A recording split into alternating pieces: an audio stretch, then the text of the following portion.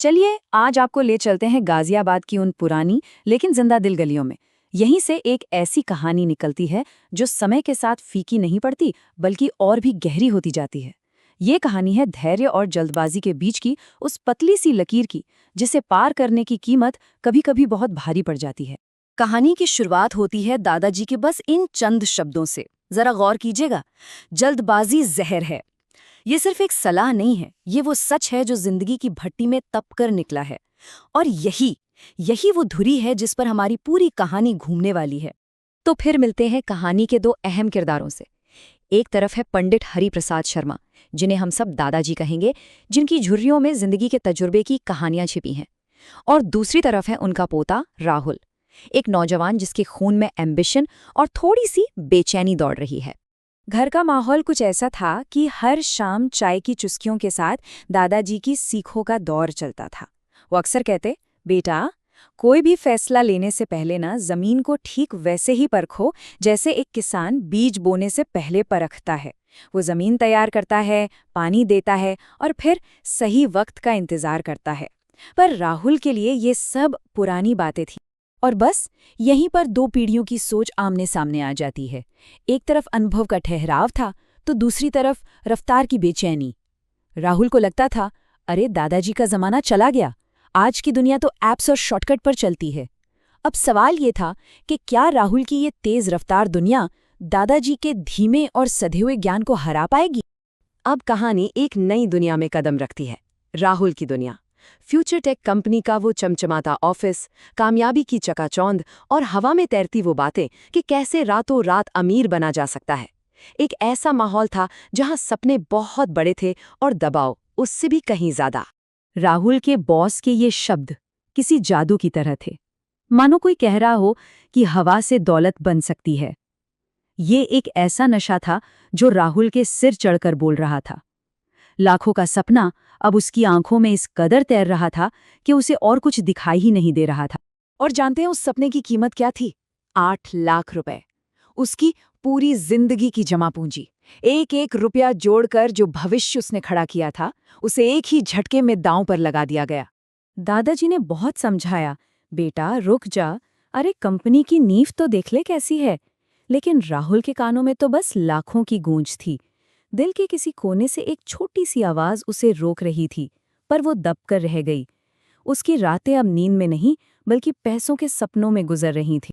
कहानी अब उस मोड़ पर आ चुकी थी जहां से या तो आसमान को छूना था या फिर सीधा जमीन पर गिरना था।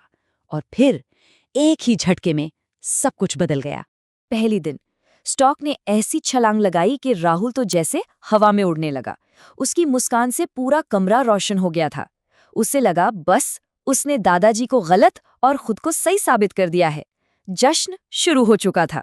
लेकिन ये जश्न ज्यादा देर नहीं चला। एक हफ्ता भी पूरा नहीं हुआ और खबर एक हथौड़े की तरह आकर लगी। कंपनी का मालिक सारा पैसा लेकर फरार हो चुका था। राहुल के सपनों का वो कांच का महल चकनाचूर हो गया था। जो स्टॉक आसमान में उड़ रहा था वो धड़ाम से जमीन पर आ गिरा। एक झटके में सब खत्म हो गया। वो सारे सपने, वो सारी उम्मीदें, सब कुछ राख हो गया। उसकी पूरी जमा पूंजी का 80% हिस्सा अब सिर्फ एक नंबर था। पर यह सिर्फ पैसों का नुकसान नहीं था, ये भरोसे का टूटना था, ये उम्मीद का मर जाना था। इस गहरे अंधेरे में जब हर चीज बिखर चुकी थी, तब कहानी का सबसे गहरा और सबसे जरूरी हिस्सा सामने आता है। जब शब्द खत्म हो जाते हैं ना, तब अनुभव और अपनेपन का असली मोल समझ आता है।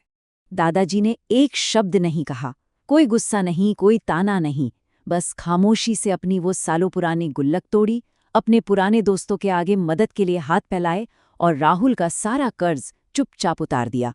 उनका ये मौन हजारों डांट फटकार से ज्यादा भारी था।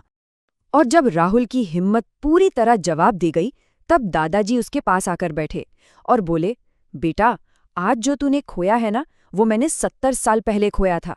घाटा तो आया, लेकिन धैर्य ने मुझे वो सिखाया जो कोई किताब नहीं सिखा सकती।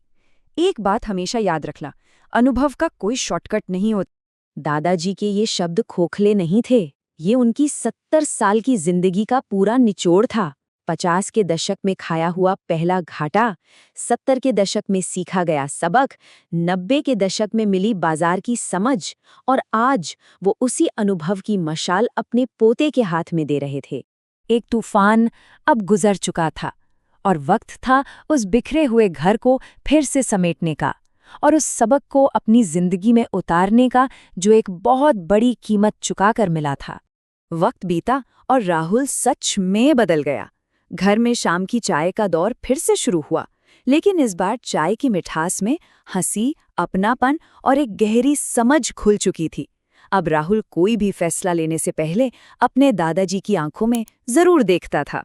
एक शाम दादाजी ने मुस्कुराते हुए कहा, बेटा, बुजुर्गों की एक बात हमेशा गांठ बांध लेना, ये अनमोल होती है। अगर इसे टालोगे तो जिंदगी अपने तरीके से रुलाकर सिखाएगी। और उस दिन राहुल को इस एक बात का मतलब बहुत अच्छी तरह समझ आ गया था।